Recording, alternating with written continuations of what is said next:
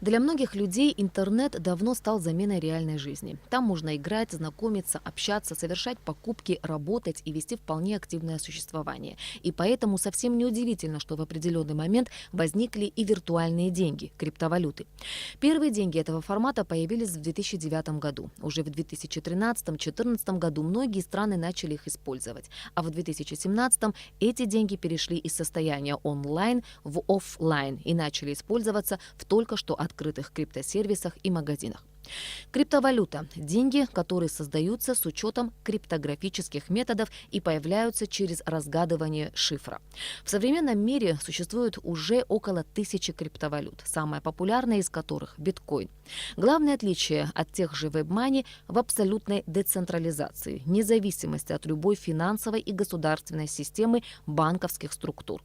Она достигается благодаря принципу работы на технологии блокчейн, которая позволяет последовательно криптографировать проведенные операции. Пользователи интернета объединяются в сообщества и осуществляют товарообмен, который удобнее реализовывать, пользуясь виртуальными деньгами, хранящимися здесь же в интернете.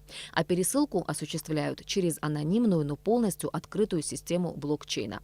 Самым распространенным способом добычи криптовалюты считается майнинг – решение криптографических задач различной сложности с использованием мощностей оборудования.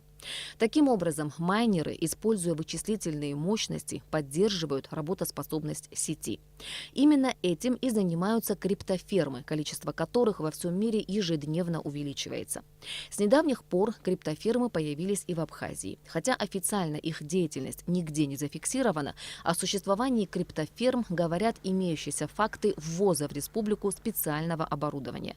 Такого оборудования с 2016 года в Абхазию ввезено около 5000 единиц. Также за данный период на территорию Республики Абхазия было ввезено большое количество компьютерных комплектующих, которые, по мнению Государственного таможенного комитета, могут быть использованы для самостоятельной сборки аналогичного специализированного оборудования для извлечения криптовалюты. Государственный таможенный комитет проводит правоохранительную работу в данном направлении, по результатам которой за 2 года были в отношении 2 участников внешнеэкономической деятельности были заведены 2 административных дела по статье недекларирования товаров, а также несоответствие с таможенным режимом.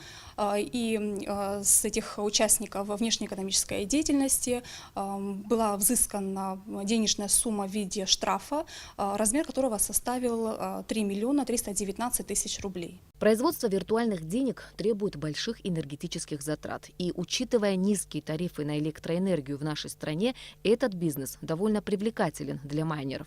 С одной стороны, электричество – это ресурс, в продаже которого государство должно быть заинтересовано. Но в данном случае энергосистема Абхазии не может выдержать больших нагрузок на сети. Наш филиал, который занимается реализацией электроэнергии, то есть ее продажей, получением денежных средств, фактически при существовании экономически обоснованной модели он должен быть заинтересован в росте потребления, так как чем выше потребление, тем больше денежных средств поступает за продажу электроэнергии. Но так как у нас ситуация исключительная, в первую очередь и с учетом, ситуация с учетом электроэнергии и с нагрузками, соответственно, мы не можем выстраивать свою политику в таком ракурсе. Согласно Гражданскому кодексу Абхазии, любая предпринимательская деятельность, не ограниченная законодательно, не запрещена. В настоящее время нет нормативно-правовых документов, регламентирующих деятельность криптоферм, но над этим ведется работа. Мы вместе с Черноморэнерго провели анализ на предмет нахождения в Абхазии такого рода криптоферм, так называемых. Направили свои предложения президенту, в которых предложили или ввести заградительный тариф, то есть высокий тариф, который будет делать эту деятельность не такой рентабельной, или полностью запретить.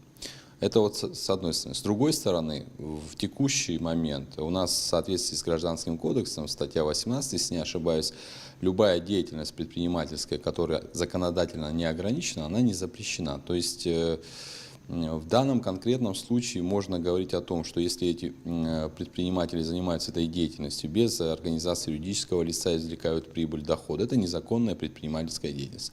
Если имеют место факты незаконного подключения к сетям, это соответствующая статья уже и Уголовного кодекса, и Кодекса об административных правонарушениях.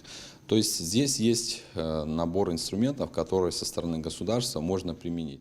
Республиканским унитарным предприятием «Черноморэнерго» совместно с правоохранительными органами Абхазии проводятся рейды по выявлению криптоферм, незаконно осуществляющих свою деятельность. Выявить крупные фермы, потребляющие много электроэнергии, несложно, но выявить маленькие фермы с небольшими потребляемыми мощностями довольно проблематично.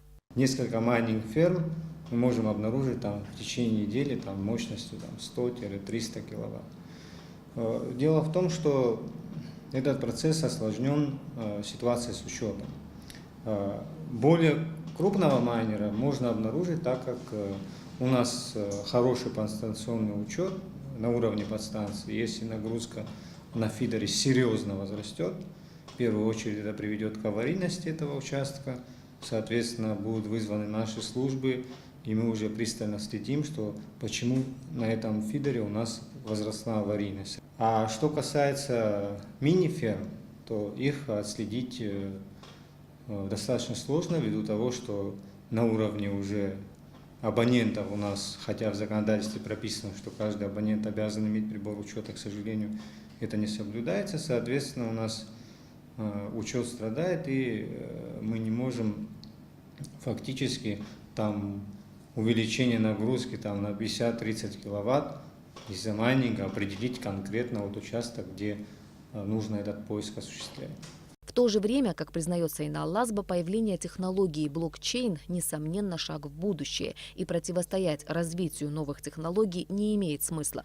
Но существующие реалии в Абхазии таковы, что энергосистема республики не способна выдержать тех энергетических нагрузок, которые предполагает функционирование криптоферм. Существующий уровень потребления Абхазии в зимний период нас ставит перед выбором: майнинг или чтобы обеспечить электроэнергией население.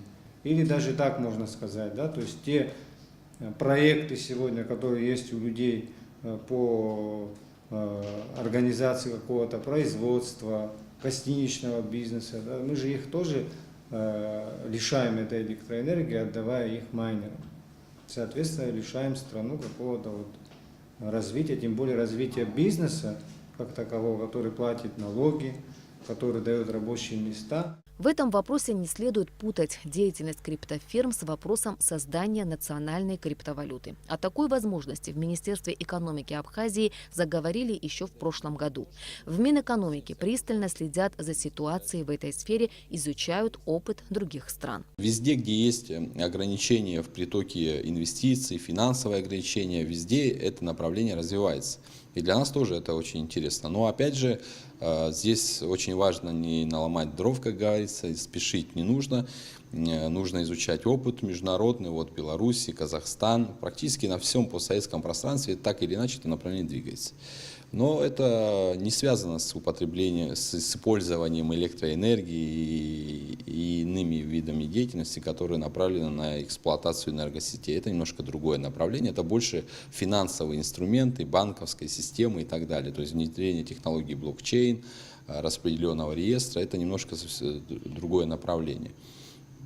Поэтому вместе со всем миром, в частности окружающим, близлежащих стран, мы опыт будем использовать. На сегодняшний день трудно сказать, какая у криптовалюты перспектива. Некоторые считают, что совсем скоро наступит время, когда цифровые деньги будут восприниматься как данность.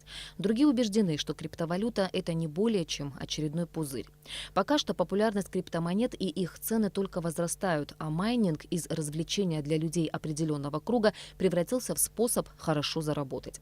Что касается майнеров, работающих в Абхазии, то в условиях тяжелой ситуации в энергосистеме страны им прежде всего необходимо подумать о согражданах, у которых электроэнергия является жизненно необходимым источником существования.